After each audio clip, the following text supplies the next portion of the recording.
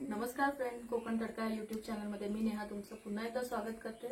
तर आज मी आली आहे माझ्या गावी आणि आमचे जे शेजारी आहेत त्यांनी आता काही भाज्या लावल्यात। सर्वच ठिकाणी गणपती आणि श्रावण जसं येतो त्या पावसाळ्याच्या सीझनमध्ये कोकणात भाज्या लावतात। सो त्यांनी लालमाट लावलेला आणि मला तो फ्रेश लालमाट बघून खूप आवडला। तर आजची आपली ही लालमाटच्या भाजीचीच रेसिपी आहे। तर चला सुरू करूया। तर आता आपण भाजी मोडून घेऊया। आपल्याला कवळी कवळी पानं काढून घ्यायची। हे बघा, तुम्ही बघू शकता। जे नवीन आहेत ज्यांना पालेभाजी आवडते पण जर मोडायची कशी ते माहिती नसेल तर त्यांनी अशा पद्धतीने जो कवळा जो देठ असतो तिथपर्यंत तुम्ही मोडून घेऊ शकता। तर अशा प्रकारे मी सर्व भाजी मोडून घेणार आहे आणि नंतर स्वच्छ धुवून चिरायची आपल्याला।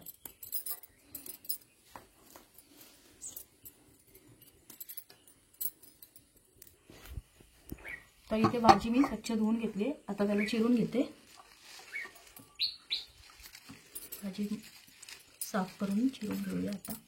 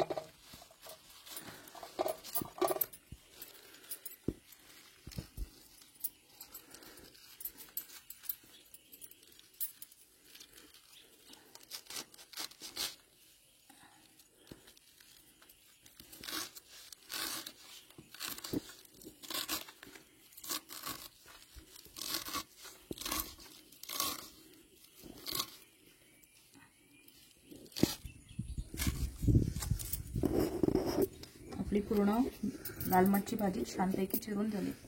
आता आपण भाजी करून घेऊया। चूल पेटवली आहे, आता कढई ठेवली आहे। पालेभाजी भिडाच्या कढईत खूप छान होते। मी जनरली भिडाची कढईच वापरते। कढई तापली, तेल टाकून घेऊया।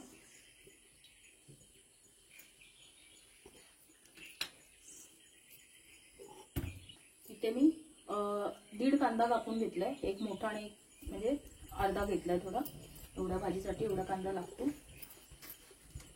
कांदा आपण टाकून घेऊया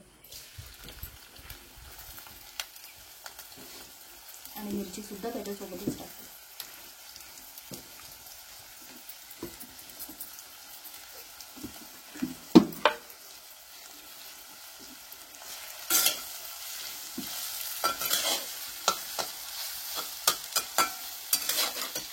तीन मीडियम आकाराच्या मिरच्या घेतल्या हिरव्या।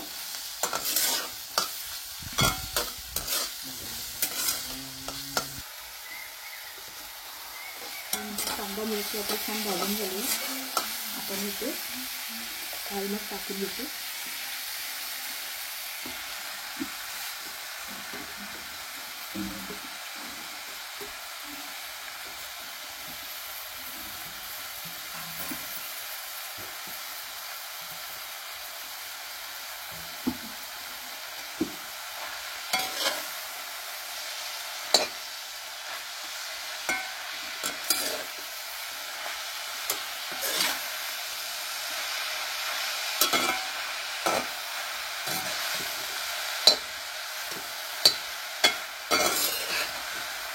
व्यवस्थित परतून घ्यायची।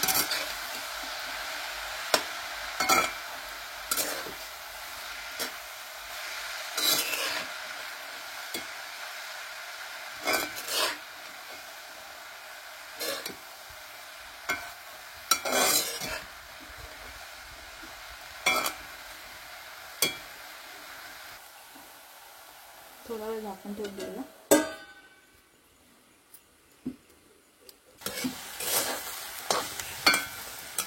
अभी मिक्स टाकून घेते।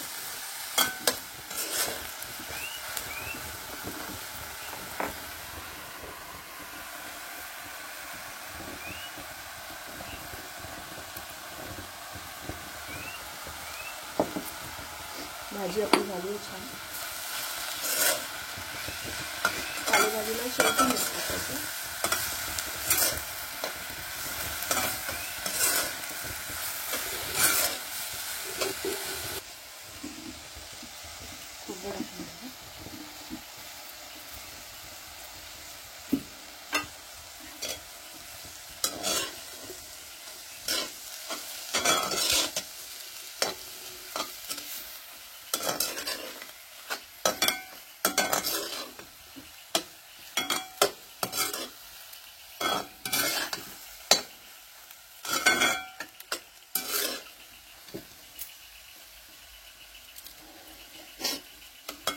भाजी आता झाली आहे.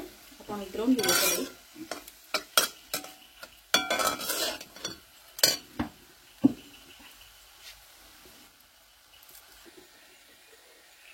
आता भाजी आपली रेडी आहे.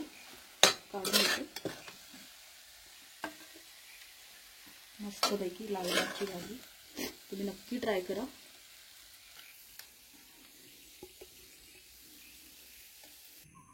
तर अशा प्रकारे ही लाल माठची भाजी करून बघा. आणि माझी रेसिपी आवडल्यास माझ्या रेसिपीला लाईक करा, शेअर करा, कमेंट करा. थँक्यू.